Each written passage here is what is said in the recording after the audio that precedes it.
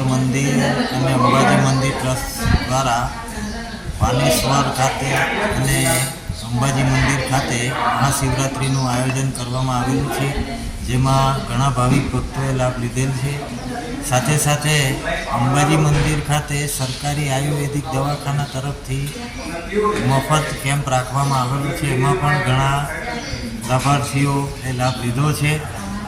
અને બીજી એક 5:30 કલાકે પાનેશ્વર મંદિર ખાતે ટ્રસ્ટના સભ્ય એવા નારાયણભાઈ પોપટભાઈ પટેલ તરફથી મહાપ્રસાદીનું આયોજન કરવામાં આવેલ છે।